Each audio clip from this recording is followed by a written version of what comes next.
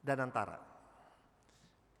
Kelahiran Danantara yang dimana diumumkan langsung oleh Bapak Presiden pada akhir bulan Februari atau kurang lebih tanggal 24 Februari itu adalah suatu yang sangat historis dan sangat-sangat tepat keputusannya. Kenapa? Karena kehadiran Danantara ini lahir pada saat kalau kita lihat tensi dari geopolitik maupun geoekonomi di dunia juga semakin meningkat.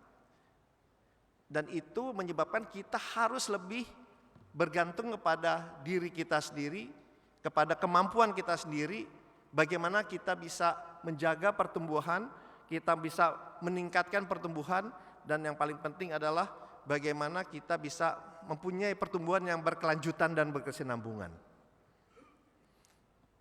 Danantara ini saya yakin Bapak-Bapak dan Ibu-Ibu sudah banyak mengetahuinya juga baik di media dan yang lain-lain. Tapi kalau saya boleh kasih gambaran sedikit, memang dengan ada Danantara ini tugasnya itu ada dua. Pertama adalah dia dengan ada Danantara kita mengkonsolidasikan semua aset BUMN ke dalam Danantara. Ini undang-undang nomor 1 dari BUMN. Jadi sejak 21 Maret seluruh BUMN sekarang sudah berada di bawah Danantara. Jumlah BUMN kita ada berapa sih? Angkanya to be precise itu ada 844 BUMN. 844 BUMN yang berada di bawah Danantara. Kalau dulu kepemilikannya BUMN itu adalah dimiliki oleh Menteri Keuangan, dimanage oleh Kementerian BUMN. Sekarang kepemilikannya dimiliki oleh Danantara dan dimanage oleh Danantara. Jadi kepemilikannya itu sudah ditransfer dari Kementerian BUMN ke dalam Danantara.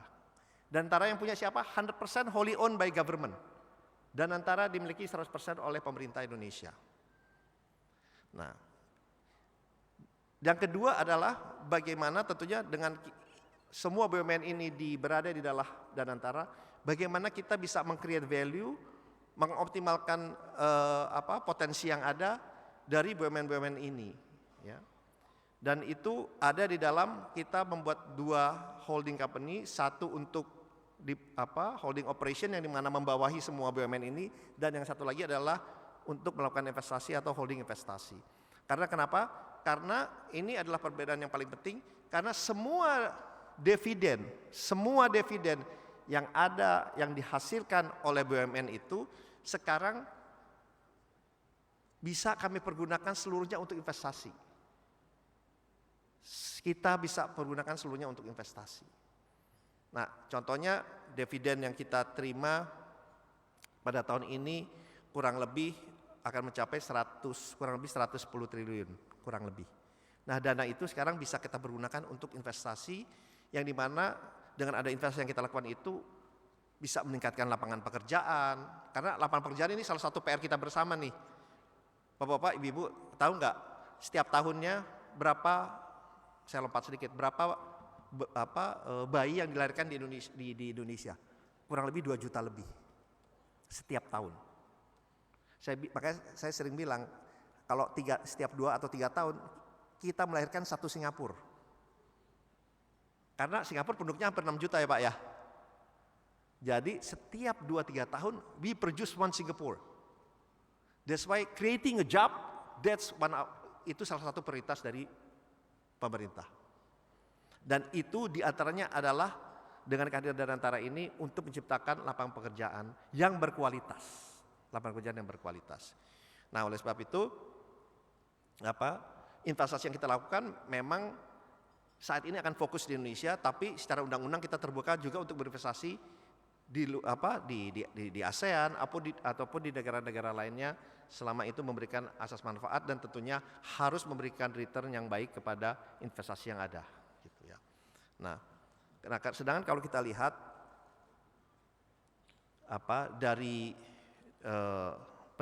dengan ada Danantara ini, tentunya ekspektasinya harapannya juga tinggi, gitu. Tapi untuk kita melakukan investasi, kalau saya bilangnya itu that's a long term commitment. Tidak seperti kita melakukan trade atau perdagangan yang mana kita bisa in and out at any time. Jadi long term commitment, kita pun menerapkan prinsip-prinsip di Danantara bahwa yang kita lakukan ini pertama kita harus punya good governance yang baik. Good corporate governance yang baik, itu yang paling utama. Tata kelola perusahaan yang baik dan benar. Kedua adalah transparansi. Ketiga ada akuntabilitas, keempat adalah integritas. Itu adalah pokok-pokok dari Danantara yang ada, yang memang kita harus jalankan semaksimal mungkin. Nah, ini adalah sedikit gambarannya saja bagaimana kita justru dengan ada Danantara ini kita sebagai agent of economic of growth bersama-sama dengan private sector untuk mengembangkan perekonomian Indonesia. Karena ekonomi Indonesia ini makin lama makin berkembang dan justru kita membutuhkan dunia usaha, kita membutuhkan private sector untuk bersama-sama membangun perekonomian Indonesia. Dengan aset total yang digabung di dalam Danantara ini memang total asetnya itu mencapai 900 miliar dolar atau kurang lebih 14.000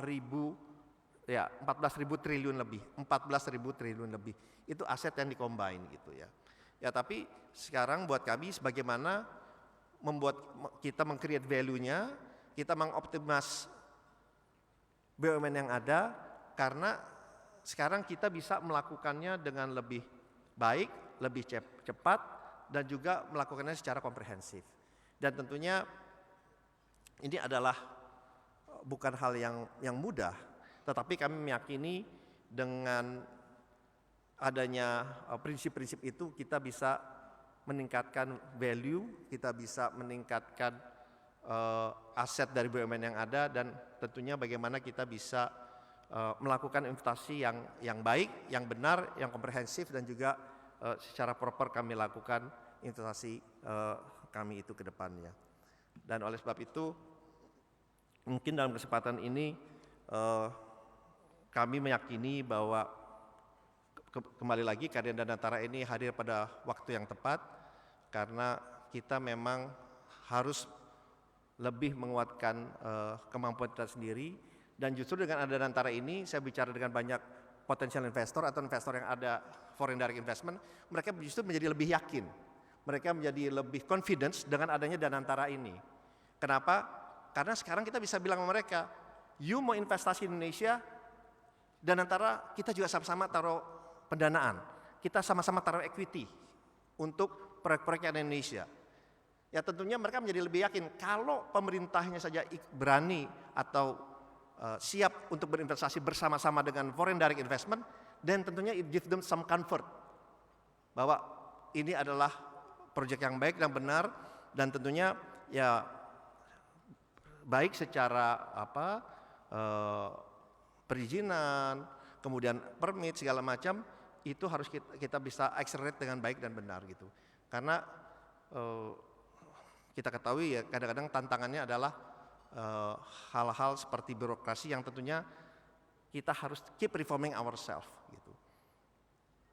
We have to keep reforming ourselves in terms of policy, in terms of regulation, karena in the same time kita juga we are competing with our neighboring countries juga, dengan negara tetangga juga kita juga competing juga gitu. Nah oleh sebab itu kita pun dari Kementerian Investasi dan Hilirisasi kita juga keep reforming dari segi kebijakan, policy dan juga hal-hal lain sehingga kita bisa mengakselerasi dan mempercepat pertumbuhan dari perekonomian Indonesia ke depannya gitu. Jadi oleh sebab itu kami meyakini bahwa pertumbuhan kita ini is 8% is achievable by 2029 dan juga in the same time investasi yang kita lakukan adalah investasi yang berkesinambungan dan juga berkelanjutan karena potensi kita ini sangat besar. Salah satunya ingin saya sampaikan, Indonesia kita juga committed nih untuk ada net zero emisi by tahun 2060. Malah bahkan sekarang ingin kita mempercepat pada tahun 2050. Jadi investasi di clean energy, renewable energy itu juga salah satu prioritas yang ingin kita lakukan. Potensi renewable energy di Indonesia itu juga sangat-sangat besar, kurang lebih hampir mencapai 3.700 gigawatt. Tapi sekarang install capacity-nya baru 14,4 gigawatt atau less than 1%. Dan potensi investasi kita di renewable energy memang paling besar saat ini adalah di solar. Kemudian ada di hydro, bioenergy, wind, geothermal. Ini sangat menarik juga geothermal karena Indonesia adalah salah satu reserve terbesar di dunia untuk geothermal, terutama di daerah Jawa dan juga Sumatera area. Dan tentunya kita akan terus mendorong untuk penggunaan renewable energy, kembali lagi karena kita mempunyai committed to have a net zero emission by 2060 or even sooner with the support of the foreign party. Jadi definitely saya bilang Indonesia, we are becoming more open country, we are open for business, but in the same time we are keep reforming ourselves in terms of policy, in terms of regulation, sehingga investasi yang masuk ke Indonesia ini benar-benar dapat berjalan dengan baik dan memberikan dampak positif terhadap penciptaan lapangan pekerjaan, terhadap pertumbuhan perekonomian Indonesia, dan tentunya akan membuat Indonesia menjadi lebih baik ke depannya.